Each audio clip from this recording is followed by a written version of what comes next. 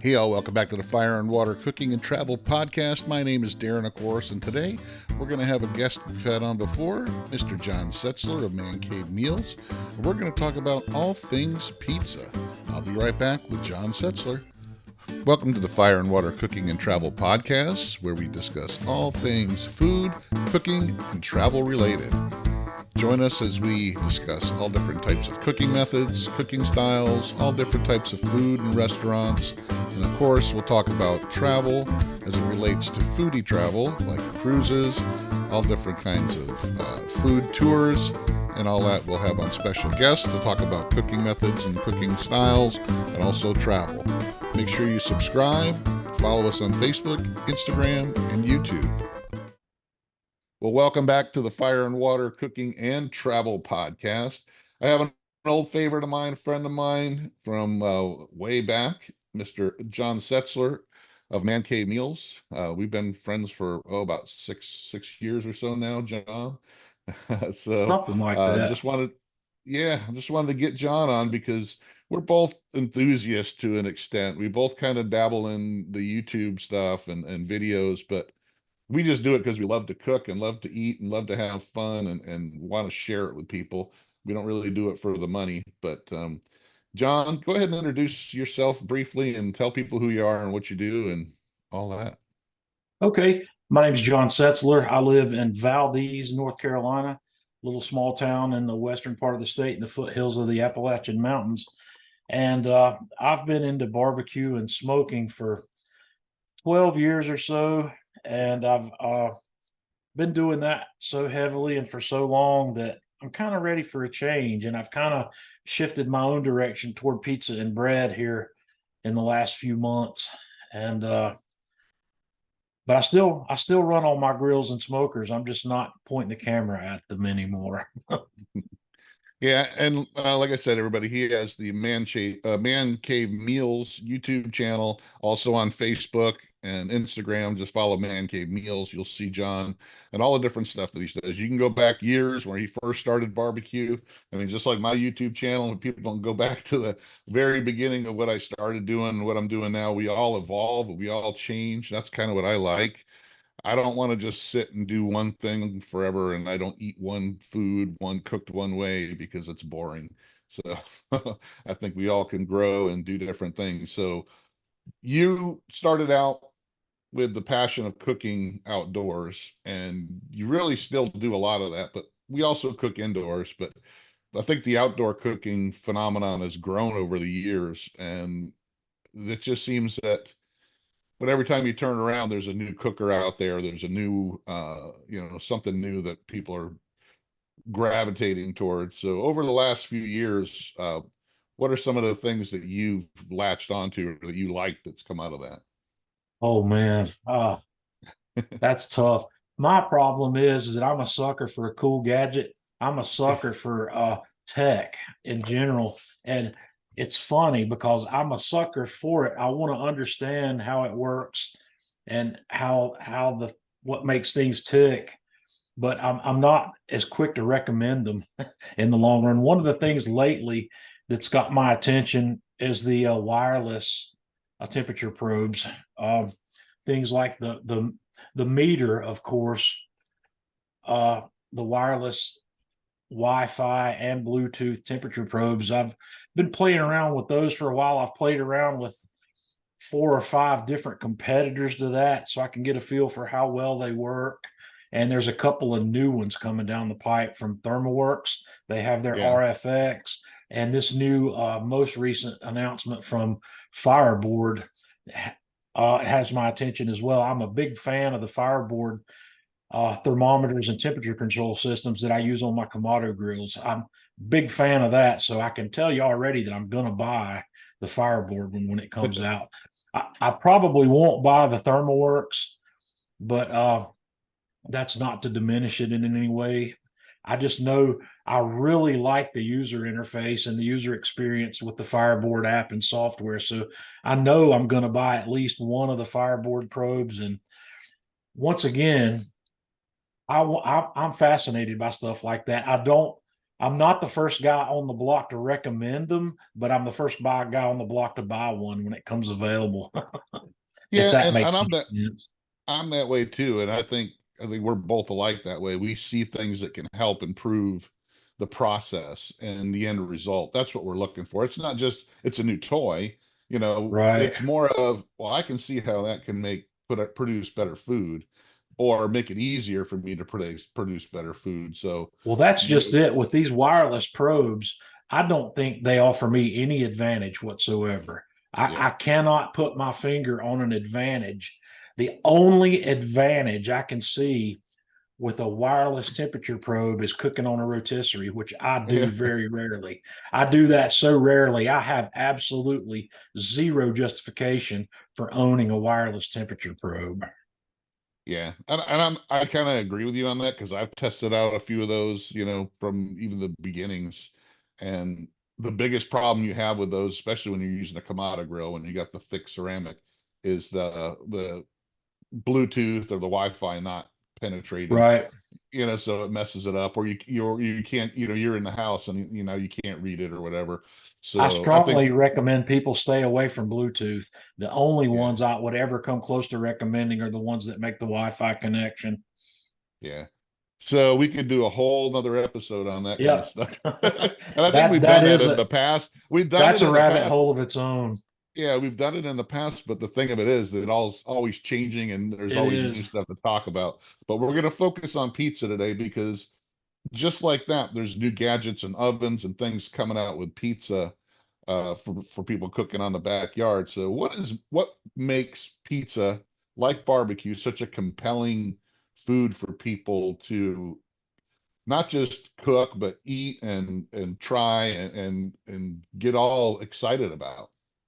Well, I think the simple answer to that question is pizza has a lot larger audience, in my opinion, than barbecue and grilling.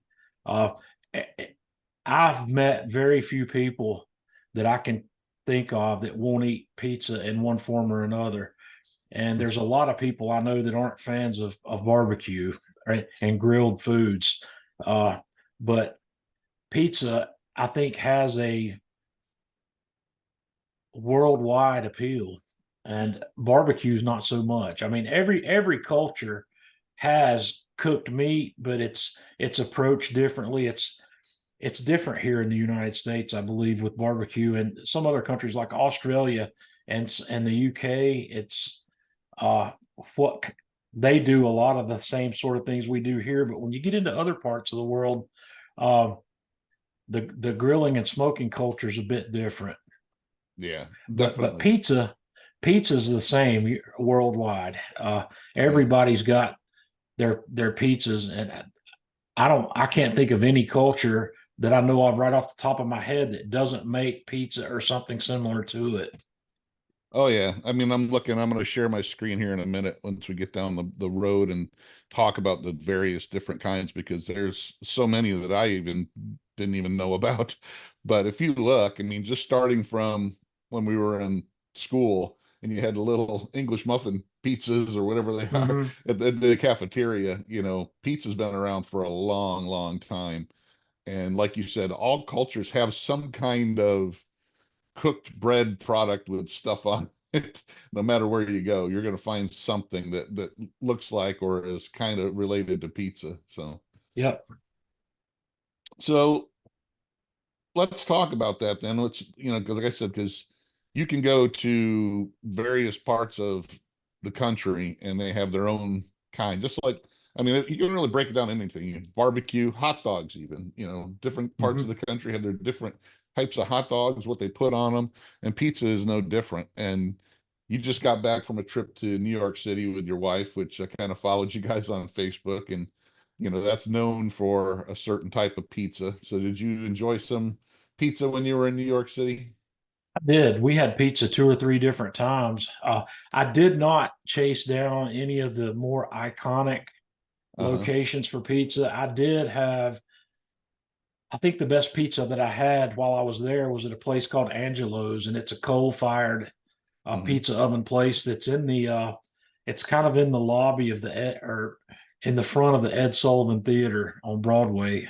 Yeah. That pizza was phenomenal. It was cooked very well, and it had an aroma to it that's not even like a wood fired. There is a difference if a coal fired oven, if you ever get a chance to have pizza from one of those. But yeah, I'm a New York pizza's in my top three of my favorite styles of pizza.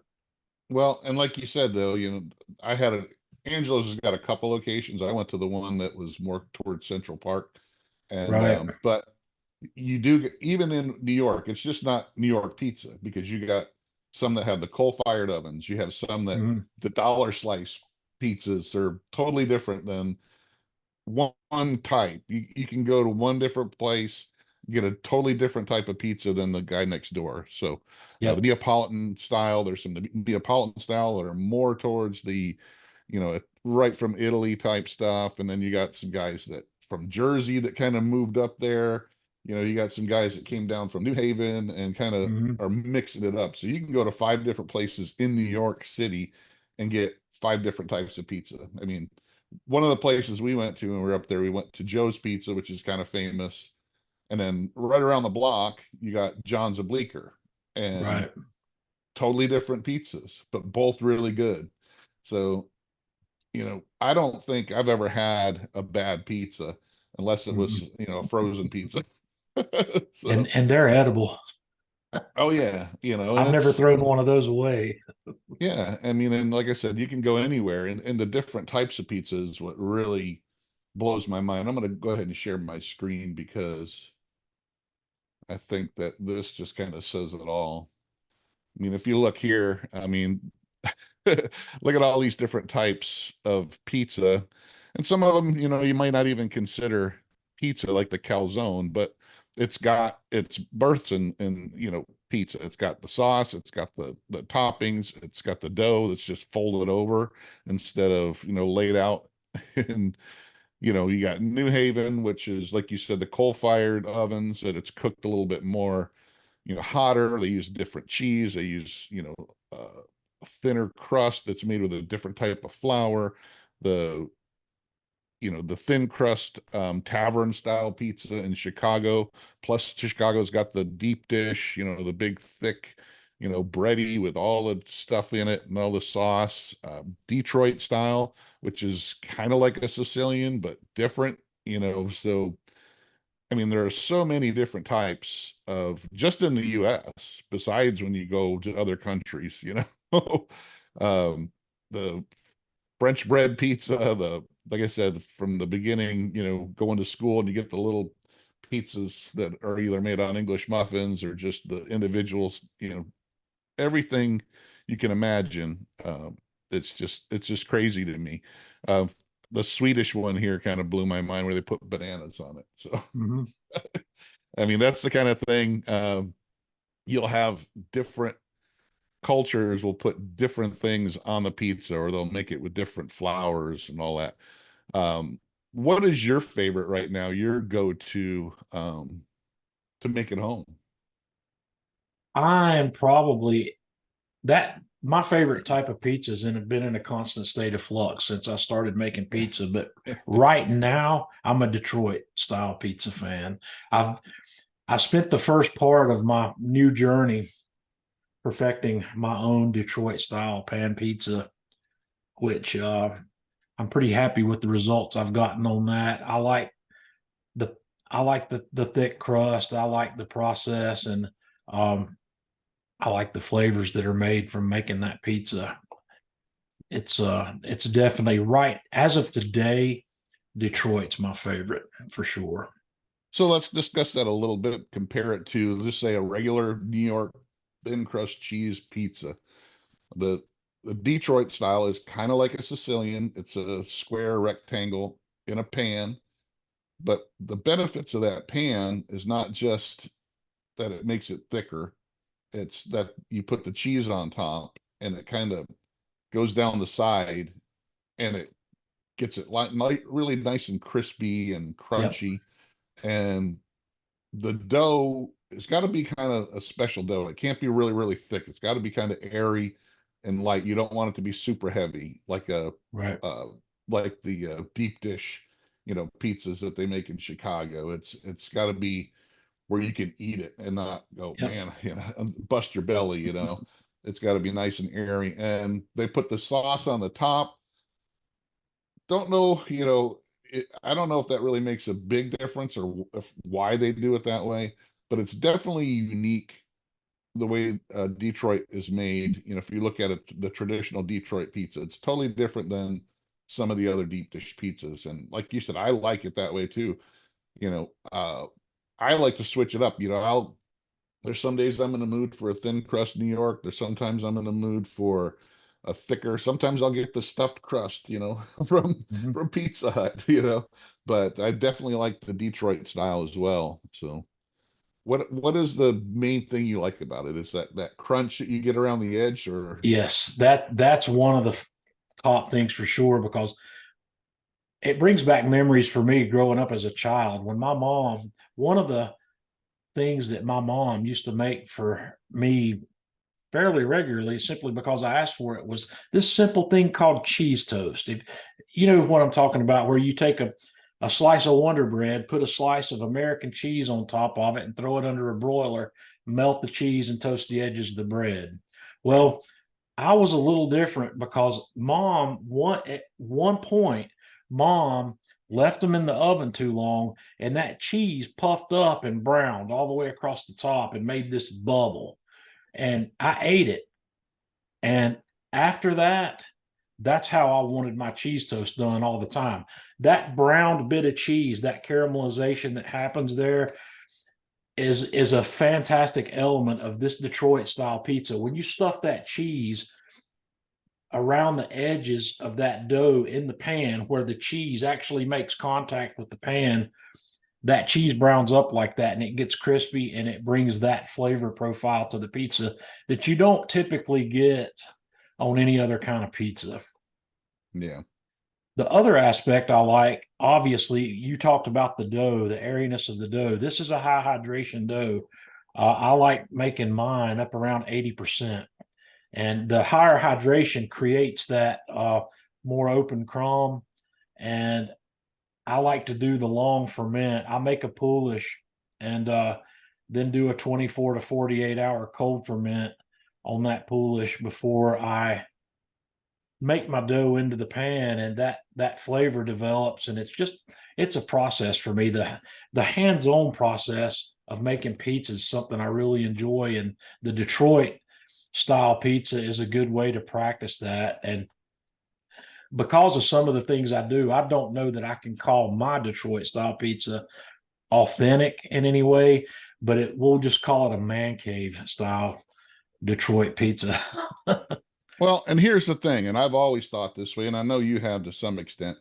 There's the people that always say it's got to be traditional, Mhm. like with barbecue, because this is me and you are. This is where you get it from, is the barbecue aspect, is the Right. process. That's why Yep. you like the process of the pizza, because you like getting your hands dirty, figuring out why is the dough different if you do it this way, or the hydration, or the different types of flour, and let me see how I can make it my way. That's all the way I've always thought about cooking is, you know, okay, this is the way they do it here, and this is what they say it should be. Let me Mhm. just tweak it and to see it to my different flavors, the way I like things, and see if I can play Exactly. around with it. Yeah. So Well, cooking in general is as much of an art as it is a science.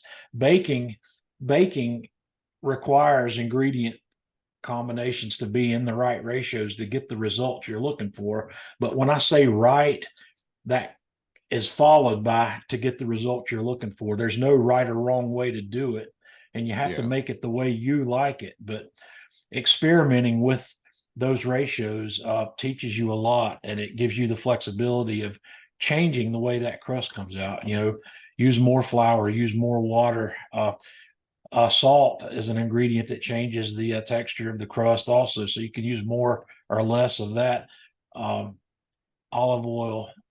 I've been experimenting with this ingredient lately called diastatic malt powder, which is an interesting thing. It kind of turbocharges the yeast and allows the yeast to become a little more uh hungry, I Active. guess you might say. Yeah, Yeah. it makes the yeast perform a lot better. I've been playing around with a little bit of that, but it's it's because I enjoy, like I said, I enjoy the process here. Yeah, because you like to experiment. Like I said, Mm, barbecue is that same way because I think one of the biggest things I see people, they just think you just throw a brisket on and smoke it for this, and they don't understand the whole process. We love to understand the process, and I think pizza is the same way. How to get that particular type of dough, or how you cook it, or the temperature you cook it at, the pan you cook it in. The Detroit, style is really, the pan is one of the biggest aspects of it because it right. has to have the big edges so you can have it grow and still have some room at the top of the pan, Hmm. that it's not coming out the top, so it'll get those edges on the side that make it so desirable. So it really does, a lot of those things come into it. So Hey, let's it's Darren. I want to make sure you check out Fire and Water Cooking Edible Creations, Seasonings, and Sauces. The black garlic we use is the highest quality domestic black garlic you can find, from the black garlic and herb compound butter to the blueberry and black garlic to our all-purpose black garlic and our black garlic and coffee seasoning. All are amazing, made with the highest quality ingredients. You can find them on Amazon, Walmart.com, and on fireandwatercooking.com. Check them out, come guys. into it. So let's talk about, since there are so many different pizzas and places, how do you think, do you see yourself ever trying to uh, schedule a trip or make a trip going around and trying different types of pizza? I don't know if I ever make it to Italy. I would spend a good bit of time chasing pizza there. I'm not so sure about here in the U.S. because there's only one pizza place here in the US that I've ever had any particular desire to visit. And my wife and I hit that on our honeymoon road trip about 6 years ago. We went to Frank Pepe in New Haven, In and New Haven. that was an experience.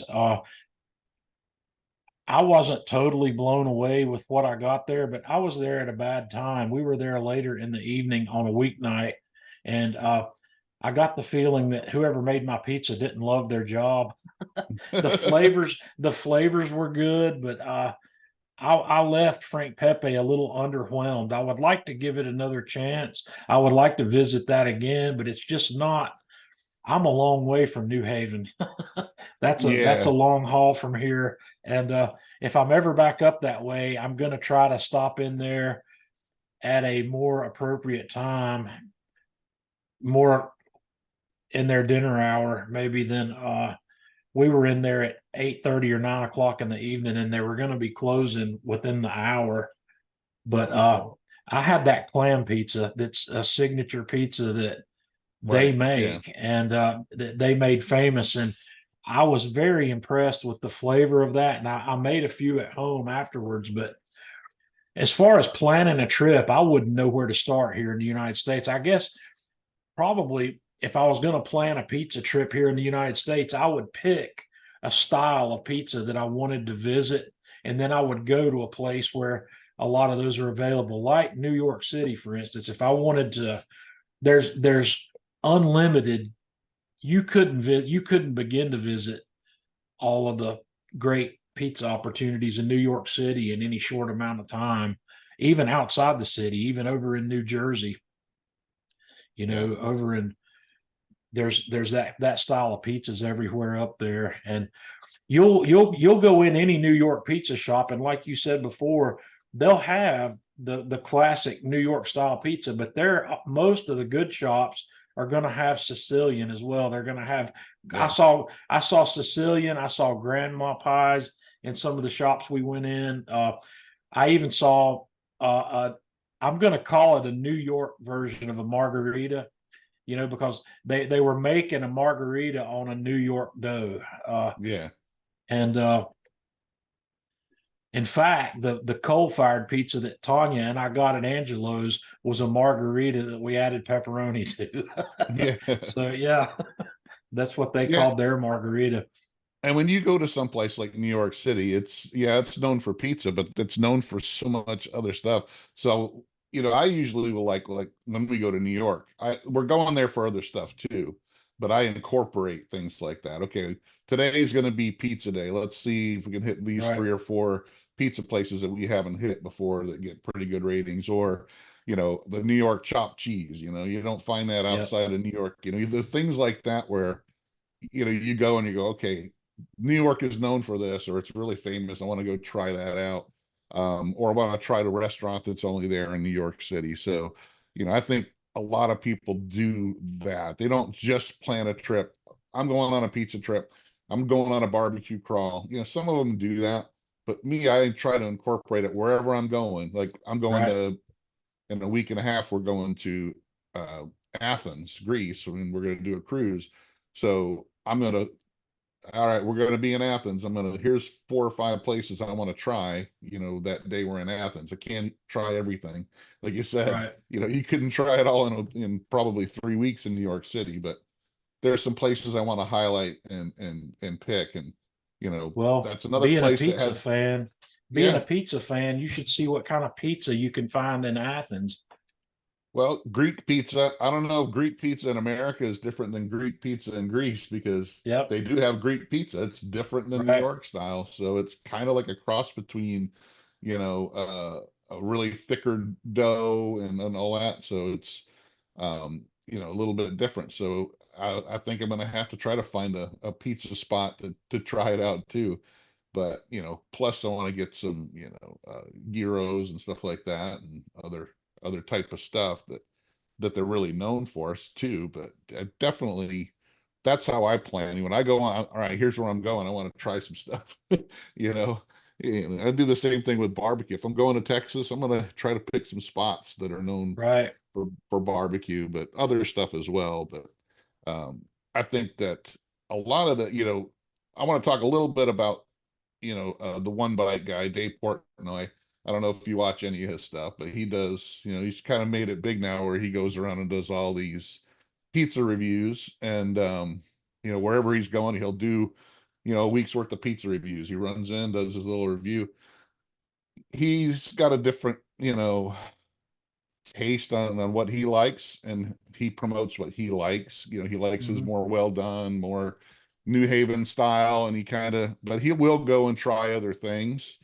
And he's started to spread it out more, where he'll do a Detroit pie and have what he likes about it and start working on it. Before, he would just kind of, when he first started, just if it wasn't a New Haven style pizza, he just would give it a bad review. But now he's Right. starting to spread out.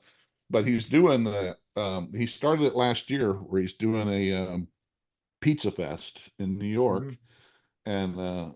and he's doing it again this year. And I think that's a pretty cool. That would be something I would go to. I just can't do it this year because they have so many different uh, restaurants from all over. He's got some from New Jersey, some from New Haven, some from New York and Brooklyn and all that. That would be something I could go see myself going for a couple days and try and see how much pizza I could eat in one day. Would that Yep. be something you'd look at doing? I think I would. I don't know if I could I don't know if Tanya would follow me on a trip like that, but I would definitely be interested in a pizza exploration for sure. Yeah, where you can try all these different ones because Yep. they're bringing them all into one spot, because he's got some pretty heavy hitters from, like you said. I think even Frank Pepe is going to be down there, and some of the others from New Haven, some of the bigger names from New Jersey and New York, and from all around. So I think something like that is pretty cool. Like I said, I watch his videos, and you could, there's some stuff I don't agree with him on, and there's some stuff that I can, but you gotta admit, the ones that he gives a good score to, those guys get hit with business that they never thought they'd have before. I bet. I'm not familiar with Dave, but I will check him out. I'll add him to my Just list today Well, because go I've on been the YouTube stacking. and do the Yep. one bite. Just check a one bite pizza, and it'll come up. And that's what he does 5 a week. He'll go into, if he's going somewhere for any kind of event, because it's Barstool Sports is what he owns, Right. and he'll just go around and do pizza reviews, all the local pizza places. I'll check it because I've been repopulating my a subscription list on YouTube with Yeah. pizza, and I haven't come across his yet. I don't think Well, and all he I does is the will. reviews. He doesn't make pizza. He's not a pizza expert. He just goes Right. around but he'll go to like five, if he's in, let's just say, he's in, last week he was in New Hampshire, someplace in New Hampshire. So, he'll go around to five or six different pizza spots and do a review. And, Okay. the ones that come to the top the way he likes them, it all of a sudden, man, they get tons of people in there. So that's cool. But like I said, he's doing these pizza fests now, and that kind of thing Right. would, appeal to me. You go there on a Saturday, you got 30 different pizza places with 30 different styles of pizza you can go try, so that's just, it's all in one spot. You don't have to drive all over the place looking for it. Right. That sounds like fun. Yeah, it's kind of like a big barbecue fest if they did something like that somewhere where they brought all different kinds of barbecue, not just a KCBS event where everybody's barbecue is the same. Right. If they had different, styles and kinds of barbecue, so you could try them all instead of going, oh, this guy's, KCBS barbecue is the same as this guy's KCBS barbecue. That's not fun to me. It's trying the different stuff. Yep. So you do a lot of, like I said, you said the experimenting. Do you just focus, like you're focusing on Detroit right now? Do you just take your time and say, I want to perfect it my way, and then you move on to something else? Or do you continually making different stuff?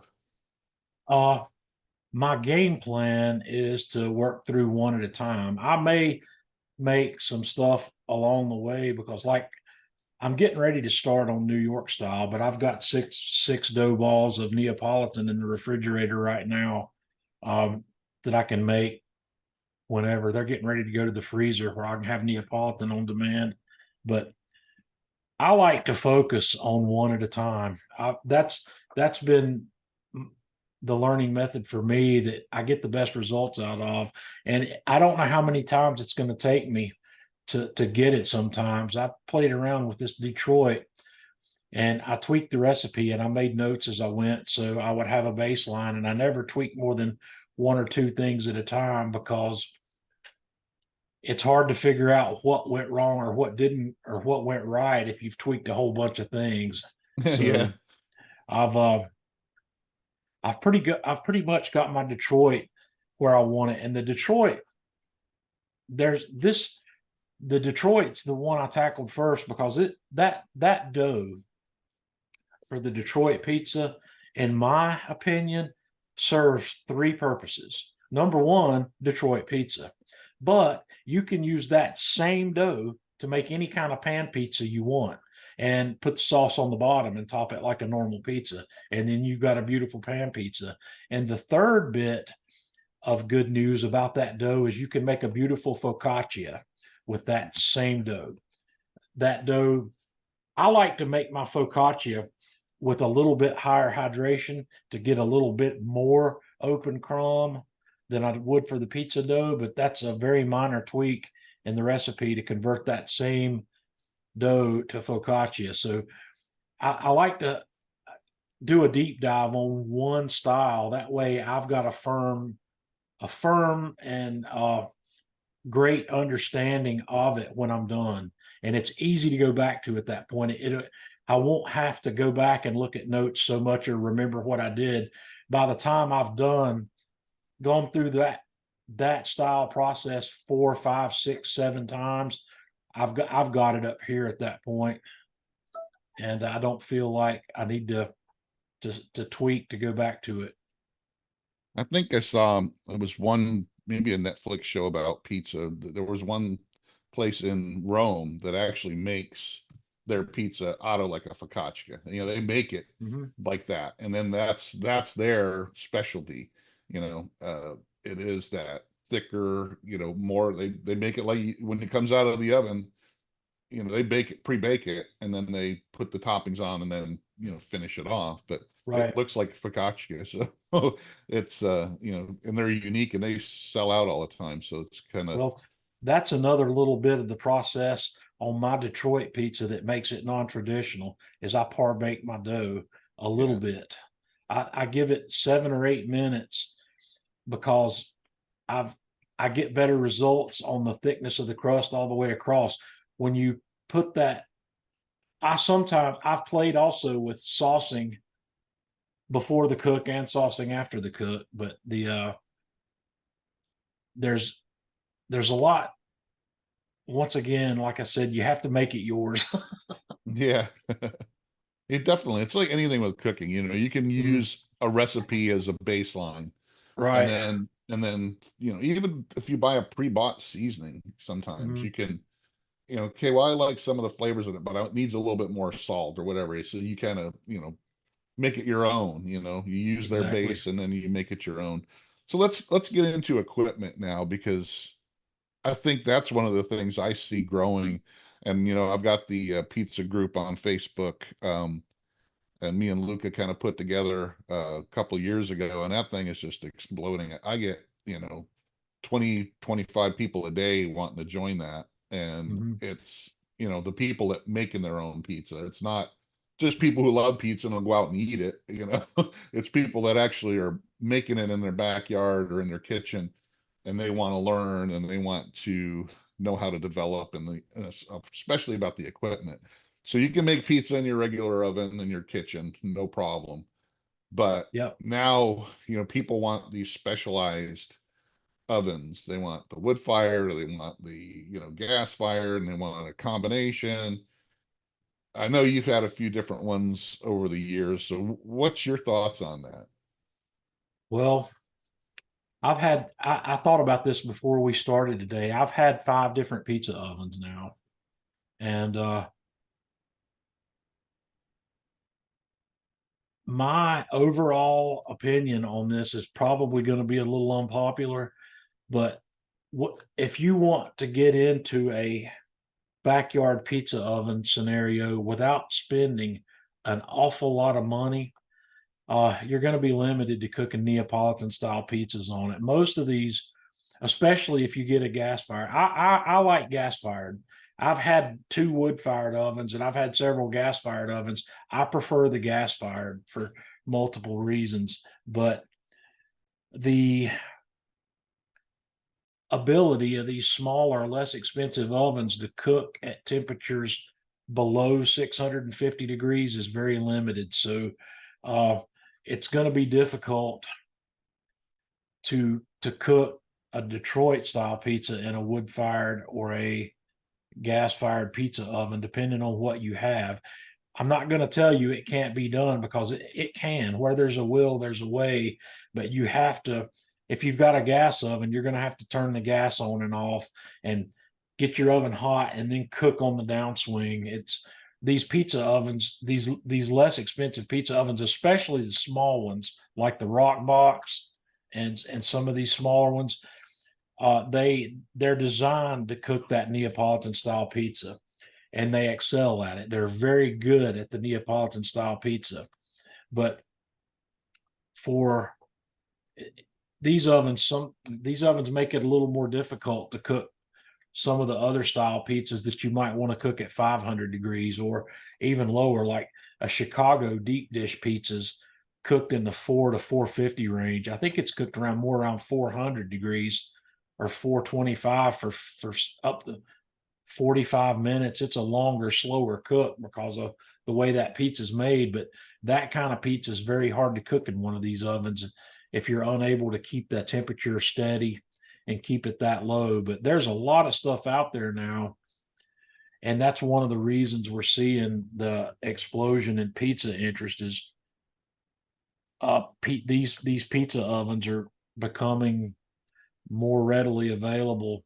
I think the starting price point that you're going to be at on most of them, I don't know if I've seen anything out there for less than $5.99. Do you know if there's anything out there for less than $600? Well, as far as like the Oni knockoffs and stuff like that, the smaller ones there are, but I usually don't suggest those. But um, ones that are going to be decent, have a decent stone that you're Mhm. not going to worry about, things breaking on it right away, or that's actually going to retain heat and not, just these that are just metal, that are on Amazon for $200. I mean, I never Right. suggest, or the ones you could buy at Aldi or whatever. Yeah. People will always go, "Oh man, I got this one for $200 and it's Right. great." It's like, well, you don't really understand the thermodynamics of Right. it, or Exactly. how long that's going to last. You might be able to cook, 10 pizzas in it, Yeah. for a couple of Your weeks. home ovens is a really great tool for cooking most pizza, just not Yeah, Neapolitan pizza. And right. Well, but your let's go. Kamado is That's what I was another going to good say. tool. Now let's Yeah. talk about, because you have cooked plenty of pizzas on your Kamados and Yep. other, your pellet grills can do it. Hmm. And I do it too. I prefer sometimes on those, even though if you buy a store-bought dough at your local, grocery store, those aren't high Yep. heat doughs. They're At not. Publix, you can go to their bakery and you can buy the pre-made dough and make your Yep. pizza. Sometimes those are great for quick cooks. You decide, hey, I want to make a pizza today and I don't have time to make my own dough. You go grab one of those, but you got to cook those at around 350, 400 max, because they'll Yep. burn and taste like garbage. So, but your Kamado Joes, your pellet grills, and are great pizza ovens too. So, They are. and how you've cooked a bunch on those, so it's, and I have a pizza oven too. I got the Arc, the Gosney Arc XL, as Right. well. I prefer gas for one of those pizza ovens too, because you don't have to mess with trying to keep that temperature right by putting the wood in. The wood's messy, the ashes get everywhere. Um, the residue is messier because of all the carbon that's in it. Yep. So there's a lot of benefits of having gas over wood. Well, when you're cooking it north of 650 degrees, you're not getting any flavor benefit from the wood. Uh, Right. if I was cooking pizzas in the 400 and 500 degree range and had a large enough wood fired oven where I could pull that off, that would be a different story. But those ovens are really expensive. We're talking a Yeah. difference. I'm talking pizza ovens that are north of $3,000 Yeah. to be able to do that, and that's out of the reach of most backyard people. Uh, Hmm. not everybody. There are people out there that can do that, but the larger part of the communities in the sub $1,000 pizza oven range, and there aren't any out there that I'm aware of that can run at the lower temperatures consistently. And like you said, I think a lot of people have that misconception of, because you're using wood, you're going to get that wood flavor. But when you're cooking over, you know, 600 degrees, the smoke's gone. There's no smoke Right. flavor to that. Right. It's just heat, and you're not going to get any added flavor from the wood as far as that goes. Even when they cook on coal-fired ovens, you're not getting the coal taste. You're getting that they're able to control the heat better. Right. That's about it. They're able to get a little Exactly. bit hotter, or they get it to a certain temperature and can hold it there. So yeah, I mean that's I think part of the draw on the wood fire and the coal fire is when you walk into a place like Angelo's where there's a coal fired oven going, yeah, you can smell that when you walk in the door. right, So yeah, the aroma's there, but it's not coming from your pizza. exactly. Yeah. Or and those things do look cool. Those big wood-fired pizza ovens, when you walk into Yeah. there's a place off of Times Square that we went to. I think it was Don Antonio's. They've got that big, ceramic wood-fired oven there that they cook all their stuff on. But like you said, it's huge, and they can Yep. put 7 or 8 pizzas in there at once, and they Right. can keep Or that fire more. going. And it's not something you want to put on your backyard, because it's not not going to work the same. I mean, I had the old the Gosney dome when it first came out, and I Mhm. tried cooking with wood in it a couple times, and it was just a pain in the butt, and it didn't give me any benefits, like you said. Yeah, you spend more time cutting your splits down to a size that'll fit in that oven than you do Right. cooking. And there's some companies that sell splits that are cut down that small, but they're really expensive. And, it's just, to me, the work that went into dealing with a wood fired oven here, I was not willing to put the work in to make it successful, because there's an added time element involved. Anytime you want to cook on a wood fired oven, you got to get it fired up early, and then Yeah. you've got to get it stabilized in in the temperature range you want to cook in and get it ready to go, and make sure that it's going to hold temperature long enough. A good oven's going to hold temperature for a long time. But once again, these ovens that have a lot of thermal mass with a lot of brick floor and a lot of thermal mass on top, they're on up there in price. They're And they these take a long small, time to get up to temp, like you yeah, said, they because all do. that And stuff has to heat up. the Well, and surface, then when the surface, yeah, you gotta clean it up. That's the thing I hate. yeah, cleanup. I never worried too much about that. I never spent more than 2 minutes cleaning up. Let the oven cool. I've got a handheld dust broom that I sweep the ash out and I'm done. Yeah. That's all the cleanup that's involved in one of those ovens, unless you've had an accident and dumped pizza toppings off in there, and that's a little bit different story. But we're all professionals and we don't do that, right, Darren? No, yeah, we don't do that anymore. We don't slide the pizza in and all this stuff flies off the No, top. but it's Nobody's going to ever had happen. that happen. It's going to happen to everybody at some point in the game. Yeah. Especially This when podcast is sponsored by Fire and Water Travel Services. Let us help plan the foodie vacation of a lifetime for you. Whether it's an ocean or river cruise, tours of Europe, all-inclusive resorts in the Caribbean, anything you need, we can help plan it and customize it for you. Follow us on Facebook, Instagram, check out fireandwatertravel.com, and also check out our YouTube channel for videos on travel. yeah. Especially when you're learning how to get that pizza off the peel. Right. When you're using a high hydration dough that just likes to stick to everything. Yeah. So let's talk about that. What's your favorite method of getting your pizza off the peel? Because that's probably what the number one thing people run into. Well, I've got a couple of aluminum peels that are perforated that I like. The the trick to getting the pizza off the peel is to have flour on the bottom of the pizza and on the peel. And I've gotten to where I make up a little mix of what I call dusting flour, which is I'll use a small mix of rice flour, semolina flour, Yeah. and actually, I don't think I've used rice flour in a while. I'm pretty much going pure semolina flour on that. I don't use cornmeal. You'll see a lot of people recommend cornmeal, and I don't like that, and I'll tell you why in a moment. But the semolina flour, it it gives the bottom of the pizza, even if you've got a fairly high hydration dough, once you've stretched it and gotten it on your peel and topped it, you pick the peel up and give it a little shimmy and make sure that it's going to slide on the peel before you walk to your oven with it. And you shouldn't have any problem. Most pizza doughs, I've made pizza doughs. Any pizza that I'm going to launch on a peel has never been more than 70% hydration.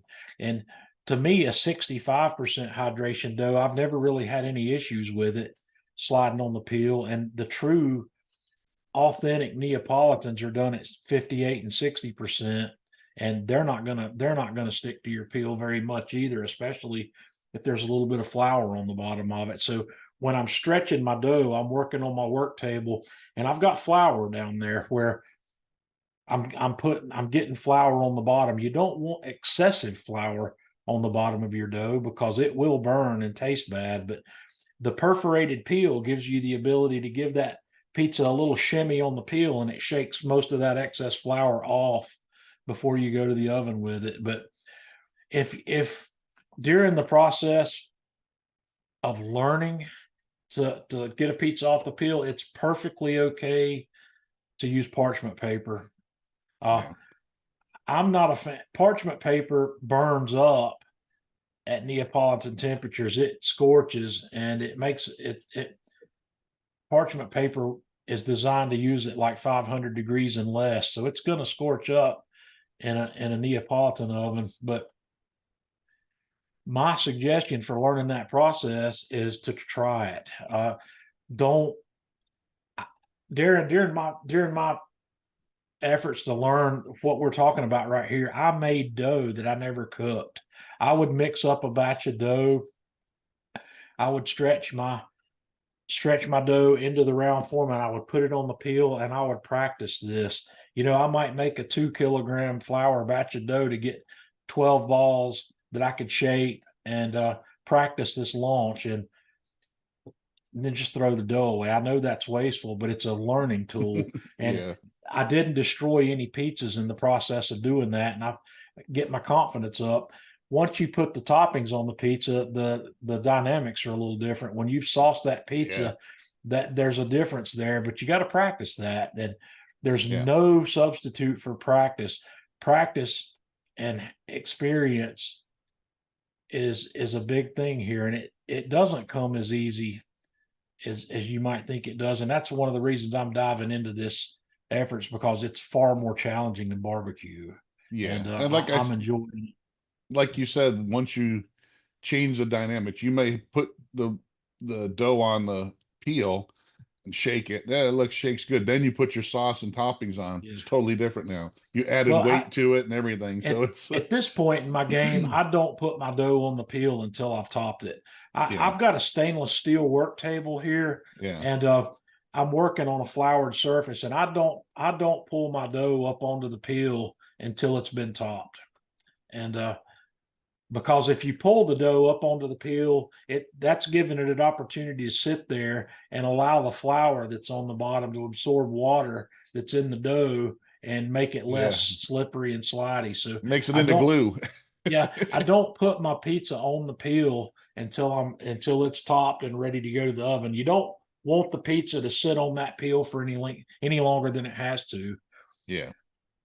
If you're I think launching that's with a wooden peel, you can get away with more than you can on the yeah, aluminum peel, but the wooden peel is not going to help you get that flour off the bottom before you go to the oven with it. right. But like, yeah, but I think that's the key. I think a lot of people do. They'll put their dough on the peel, then build their pizza, and then Right. all of a sudden all the toppings slide off into the bottom of the And that's of the fine if you're going oven. to use if you're going to use parchment paper, it doesn't matter. You can Yeah. build the pizza right on the peel. So you talked a little bit, you said you want to get back to cornmeal, and semolina flour is similar, but it's a lot smaller granules, Right. because what the cornmeal does, it's bigger granules, and it just kind of like putting like little rubber or like balls underneath it, right? So it lets And it move because it's it dry and does. it's It but it makes it easy burns. to shake. It makes it easy to shake that pizza off of there, but it burns and it tastes bad. Yeah, it I tastes don't. bad. I don't It, like the flavor of burnt cornmeal. The semolina flour, what little bit of it gets in there, it just kind of browns, but it does not turn black and scorch like cornmeal does. well, and it's got a different texture too. It Right. has a lighter texture. Cornmeal has that really rough texture to it, and you can taste it Yep. when you, like you said, it burns and it's got a real coarse texture to it, and it doesn't taste like you're eating pizza anymore. It tastes like No. you're eating, a burnt piece of cornbread. So Yeah, it's not good, and I don't recommend. I don't keep cornmeal. My cornmeal's for making cornbread, and that's about all I yeah. do with it. Now we've tried it. I've tried it before, and like you said, I think because that's what everybody says. Oh, use that and it'll come right off. But you're sacrificing the flavor of your pizza. You Right. know, you might as well just go buy a pre-made dough or something if you're gonna do that. You're Yes. taking the time to make your own dough and all that stuff. Do it the right way, or do it a when way you're that's when you're not gonna. going when you're going through all of the labors of love that you have to go Right. through to make this pizza, don't cut corners with something like cornmeal. Learn Yeah. the process and practice it. Don't hesitate to practice. Nothing can replace the practice. You know, like I said, going through making that process of making the dough to put on the peel, you're also learning the process of stretching that dough, which is one of the most difficult things for me in learning to make hand tossed pizzas, is how to stretch the dough properly to get an even thickness all the way across, where you don't have a thin spot in the middle and you don't have too much air, too much of Mhm. a cornicione on the outside. Getting that right, learning how to do that, those are the things that I have found to be the more difficult part of making these pizzas, is learning to launch and learning to shape the dough. Yeah. And Well, the because and here's a trick I learned a long time ago. If the dough is too cold, if you pull it right out of the refrigerator, it's going to be Yep. hard to shape that dough because it wants Yep. to stay like it's like a rubber ball. It's You'll elastic.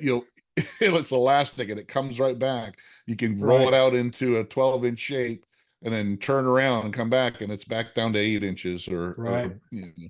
so My the best thing you can do is if you've had dough in the refrigerator is give it 4 hours. Bring it out of the refrigerator, give it 4 hours, maybe even yeah, 5. You've probably can keep it out for up to 6. But and if you find your dough wanting to snap back after you stretch it, just let it sit for 10 minutes and then try it again. yeah, As that dough is actually warming up as you try to stretch it because it's coming thin. But the elasticity, the gluten will relax as the dough gets warmer. So, and you can also make doughs that don't go in the refrigerator, and that's what I recommend to start with when you're learning to make pizzas. Don't go straight to the refrigerated cold ferments. Work on doughs that are fermented completely at room temperature, and when you do that, you don't have the elasticity problem to deal yeah, with. So skip that part.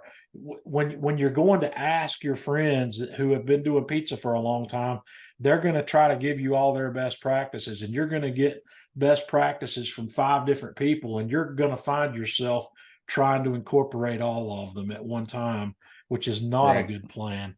uh, No, the a room temperature dough, I make what I call a 2-hour dough, which is uh, I start my mixer at noon and I've got pizza on the in the oven at 2. And that's a great place to start. It's not the best tasting dough, but it's good. It's still good. Don't get me wrong.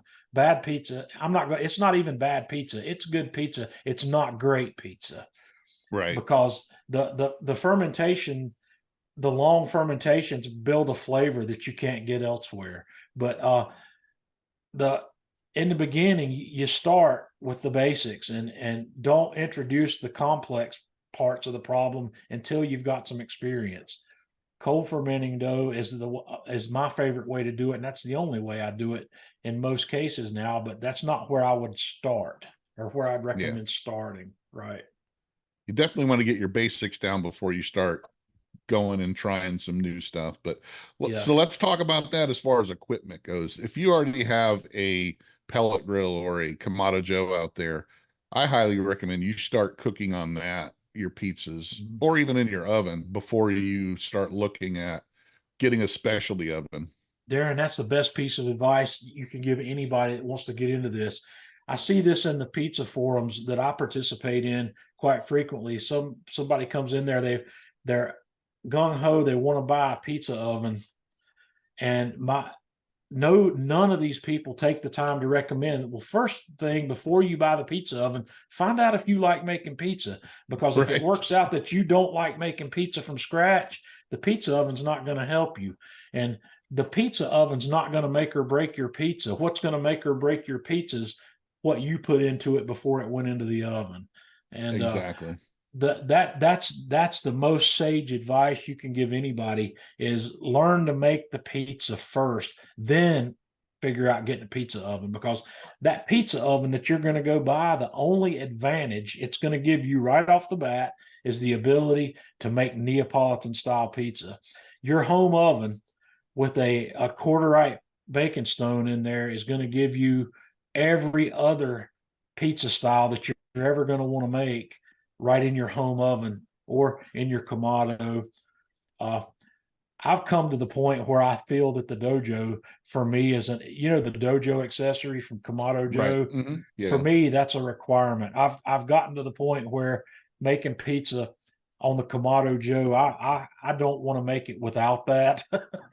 Yeah. It browns the top of my pizza much better than not having it. But the uh the oven, learn to make the pizza first before you buy the oven, then by then you'll know what kind of oven you want, and you could even simulate making Neapolitan pizzas in your home oven. Andrus Lagsden from the Baking Steel has got tons of videos, and his book even show you how to make Neapolitan style pizza in your home oven using the broiler for part of the cook to get that Right. temperature you're looking for. Yep. Yeah. So that's what I said. That's the, I see it in my Facebook group all the time. People join. I'm looking to Mhm. buy an oven. Well, have you ever made pizzas? Yep. No, I haven't even started. But I think I need an oven first. No, it's No. like the cart before the horse. The ultimate cart before Yeah. the horse is buying It's that pizza true. oven before you That's even not what started people making want to hear, pizza. though. People don't want to No, hear it. well, And because their when, neighbor when got one or their yeah, friend got one. They the go the to the oven's suddenly going to give them the ability to produce world class pizza, and it's just right. not true. Your That's your not pizza game depends on how well you make pizza, not how well your oven cooks it. So yeah. If you it's watch hard to convince people of that. if you watch the any of those specials on Netflix or whatever about pizza chefs, they Yeah, don't go, this pizza oven is what made me a pizza chef. No, right, it's not it. It's like any right. good chef of any kind, it doesn't matter what equipment they have, they can make Yeah, their barbecue or pizza or and whatever they're cooking. these folks that get that pizza oven, when they get that pizza oven, their next question is, okay, where can I buy some pre-made dough that work well Yeah, on this pizza oven? And exactly. and it's very hard to go say to that guy, anything you buy at Publix or Walmart is not going to cook in that oven. It's going to scorch on the bottom. It's going to turn Exactly. black, and you're not going to be happy with that. Go You read the got to make directions. If you're going to buy a pizza oven, you have to make the commitment to learning to make the dough from scratch. If you Right. don't want to do that, do not buy a pizza oven under any Exactly. circumstances. Well, None of them. I think we can leave off at that. So we should have Yep. started with that. But then I don't know.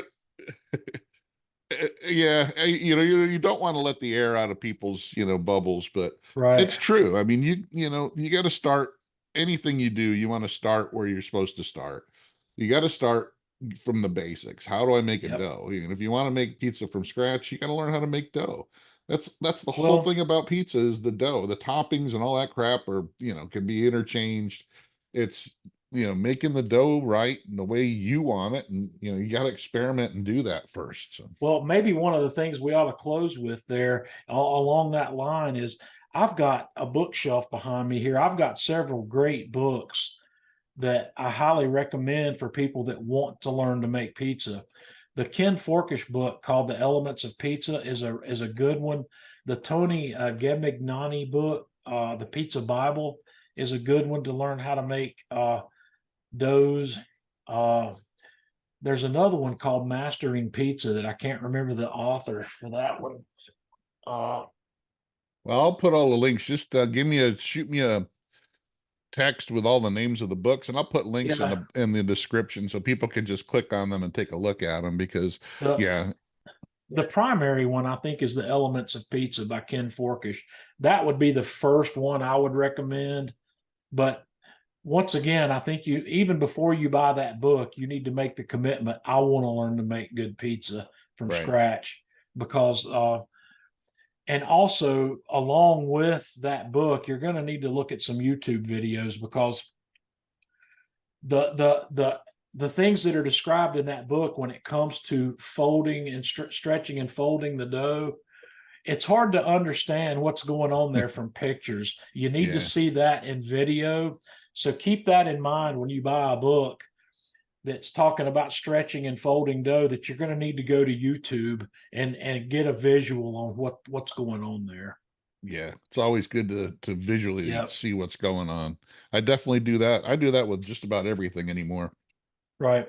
It's good to read something in a book and try to understand it, but when you see it being done, it's Yes, totally it different. makes a big difference. Yeah, I got over a lot of hurdles when I was trying to learn to make sourdough bread by watching some videos of the right. stretching and folding process of the dough. And you don't have to have a lot of fancy equipment to make pizza dough. A KitchenAid stand mixer with a dough hook is a nice accessory, but it's not something you have to have. You can knead this dough by hand, especially if you're doing a long ferment. Yeah. The biggest issue I know with any kind of baking, and especially with pizza dough, is understanding that the measurements are very, very important. And Yes, and I think one of the things I heard you say before is that weigh your ingredients. Don't use cups absolutely. or tablespoons or teaspoons. Weigh it, get a Yeah. scale, that has grams and weigh it, because that's And you science can, plays a lot bigger role in baking well, and doughs and breads. early on here, I mentioned the fact that the ratios are critical, and the weight of if the weight of a cup of flour. Let's say, for instance, if you're going to start a six dough ball batch like I've done here that uses a kilogram or uses 1,000 grams of flour to start with. If you try to measure that out in cups, you can, but if you try to measure out 5 cups of flour or 6 cups of flour, and just do that 3 or 4 times and weigh it, and you'll find that you're going to be off as much as 5% one way or the other. 5% doesn't sound like a lot, but it's enough to dramatically change the characteristics of your pizza dough. And if your dough seems too sticky one time and it seems too dry the next time, and you're not weighing your ingredients, you won't know where the problem is. You do need a kitchen scale. And I weigh my water, I weigh my flour, I weigh my salt, and I weigh my yeast. And I also weigh the diastatic malt powder. If I'm using it, I weigh the olive oil. That way I've got consistency every time. I know exactly how much of my ingredients went in. If you're using a measuring cup to measure the flour, you'll never have that consistency. It just saves you the frustration of, like you said, the Yep. inconsistency. One time, if I use the same recipe every single time, but I'm doing cups and stuff. Yeah. If you're using weights, you're going to get it. It's going to come out the same. And that's what they do. The professionals, when they make bread, when they make, you go to a professional bakery, they don't Right. just, 5 cups. This, they're weighing everything out. Well, and the King Arthur, I follow a lot of King Arthur flour recipes, and I have several of their books as well. If you're using a measuring cup to measure their recipes, they tell you what you have to do is you have to sift the dough into the measuring cup and then level it off with a knife. That way, that's the only way you're going to get somewhat consistent weights for a cup of flour, is to do it like Yeah. that. If you're scooping the flour out of a tub, you're never going to get the same weight in a cup of flour. Yeah, You're going to end up definitely. with more flour because that flour packs when you scoop Mhm. it. So, Yep. yep, get a kitchen scale. The kitchen scale is a requirement, in my opinion. That's the only tool I think that you have to do this effectively. Well, I'm going to leave links to those books that you mentioned in the comments below. So if you guys are interested, check them out. Uh, YouTube, just you know, go ahead and search for any type of pizza you're looking for.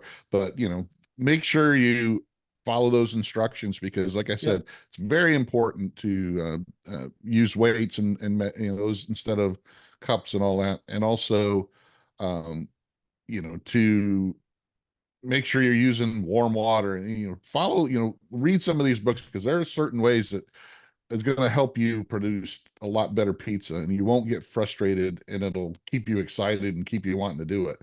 That way you won't, that new pizza oven you just bought without trying to make dough, Yep. maybe you'll still use it 6 months down the road instead of trying to get rid of it. Exactly.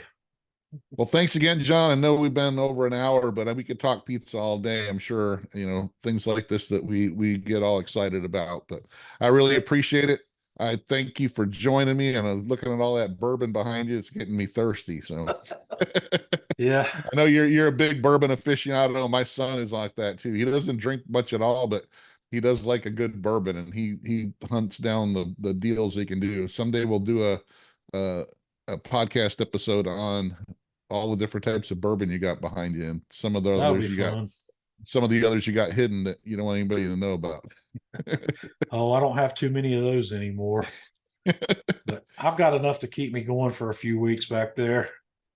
Well, thanks again for joining me. I Yep. really appreciate it. And is there anything else you want to talk about pizza? I think we covered most of it for now. I think we've hit everything anybody would want to know about getting started. Yeah, I don't want to get into toppings, because that's all personal preference. I Yep. mean, I think, that's, the seasonings and stuff like that are not what, you can put anything on a pizza. I'm not one to say you can't put pineapple on pizza, but, like I Well, said, the crust is the most important part of the pizza. So everything that goes on top of it's personal. But learning yeah, learning to make that crust is the crux of making any good pizza. Exactly. Make the dough. Well, thanks Yep. for joining me again, John. I'll definitely see you on another episode. We'll talk about some Awesome. other stuff, and I appreciate it. Thanks again. Perfect. Thank you. Thanks again for joining us on the Fire and Water Cooking and Travel podcast. Make sure you like, subscribe, and share. Follow us on Facebook, Instagram, and all that. And check out all the links to the books below John and I talked about. Check out mancavemeals.com. And also check out fireandwatercooking.com and fireandwatertravel.com. I'll see you on the next Fire and Water Cooking and Travel podcast.